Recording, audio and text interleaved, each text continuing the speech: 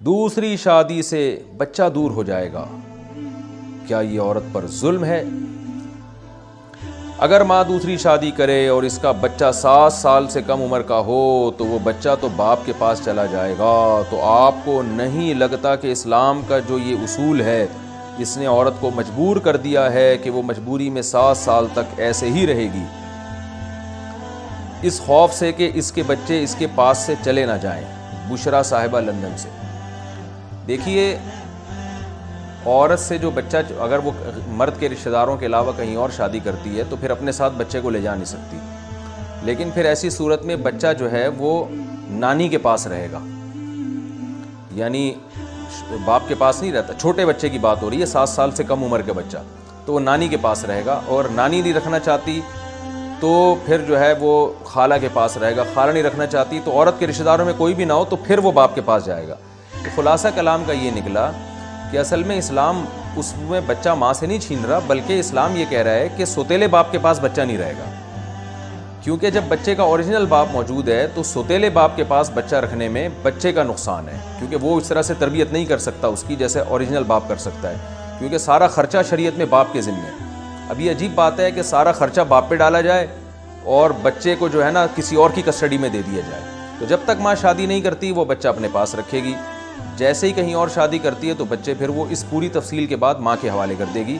تو باپ کے حوالے کر دے گی۔ لیکن باپ کے حوالے کرنے کا یہ مطلب نہیں ہے کہ اب ماں ملے گی نہیں۔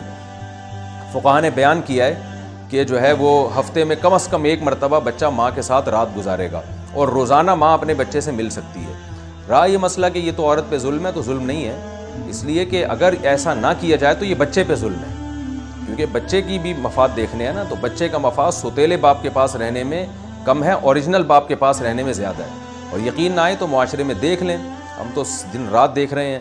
کہ جو مائیں کہیں اور شادی کرتی ہیں سوتیلے اپنے بچے کو لے جاتی ہیں اور اوریجنل باپ موجود ہوتا ہے تو بچے برباد ہو جاتے ہیں، اور خاص طور پر بیٹی کے ساتھ تو بہت برے واقعات آتے ہیں کہ سوتیلا باپ سوتیلی بیٹیوں پہ یعنی شہوت پرستی کے دور میں اس کی عزت محفوظ نہیں ہوتی، وہ غلط تعلقات کا خطرہ بہت ہوتا ہے کہ سوتیلی بیٹی ہے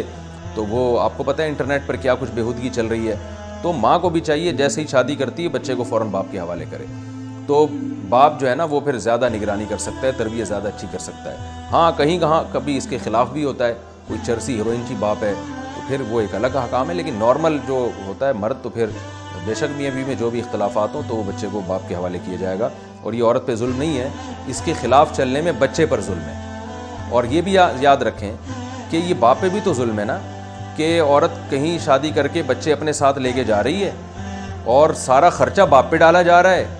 اور اس کی بیٹیاں سوتیلے باپ کے ساتھ رہ رہی ہیں، تو باپ پہ کیا گزرتی ہے؟ وہ کہے کہ میری بیٹی جوان ہونے والی ہے اور غیر مرد کے پاس رہ رہی ہے، وہ اس پہ 10 قسم کے الٹے سیدھے خیالات آئیں گے اس کے دل میں کہ پتہ نہیں وہ کس حال میں ہوگی، تو باپ پہ بھی تو ظلم ہے نا یہ۔ تو اسلام نے دونوں کا خیال کیا ہے، تو یہ بالکل عین فطرت کے مطابق ہے، تو اس لیے بچے کا فائدہ دیکھا جاتا ہے اس میں۔ ماں باپ نے تو جو کرنا تھا ہو گیا، ان کی علیحدگی ہو گئی، آپس میں لڑائی ہو گئی، اب بچے کے مفاد اسی میں ہے کہ چھوٹا بچہ ماں کے پاس رہے، اور جب وہ تھوڑا سا بڑا ہوتا ہے تو باپ کے پاس آ جائے۔ باپ کے پاس اس لیے آئے کہ اب بچپن میں بچے کو ماں کی ضرورت باپ سے زیادہ ہوتی ہے، تھوڑا سمجھدار ہوتا ہے تو پھر باپ کی ضرورت ماں سے زیادہ ہوتی ہے، کیونکہ اب اس کو تربیت چاہیے، اور تربیت میں جو باپ کا کردار ہے، روب اس کا زیادہ ہوتا ہے، وہ زمانے کے حالات کو زیادہ سمجھتا ہے، وہ کردار اس کا ماں کی نسبت زیادہ ہے۔ لیکن آج کل ان میں سے کسی چیز پر عمل نہیں ہو رہا، عورت کہیں بھی جائے کہیں بھی شادی کرے بچے اپنے ساتھ ہی لے کے جاتی ہے، وہ سارا خرچہ باپ پہ ڈالا جاتا ہے عدالت کے ذریعے، اور باپ کی مرضی کی نہ تعلیم ہوتی ہے نہ تربیت ہوتی ہے، تو یہ بھی ظلم ہو رہا ہے جو مردوں پہ ہو رہا ہے۔ مانتا ہوں عورتوں پہ بھی ظلم ہوتا ہے، لیکن مردوں پہ ظلم بھی کوئی کم نہیں ہو رہا ہمارے معاشرے میں۔ قرض لے کر ایسے میں نے دیکھا ہے کہ بعض مردوں نے خودکشیاں کی ہیں کہ ماں نے بچے چھین لیے اور وہ بیچارے ترس گئے بچوں کو ملنے کے، مل رہے ہیں تو عدالت کے کٹہرے میں کھڑے ہو کر مل رہے ہیں، تو وہ بہت حالات خراب چلتے ہیں۔ تو اس لیے صرف ایک طرف نہیں دیکھنا چاہیے، دونوں طرف دیکھنا چاہیے۔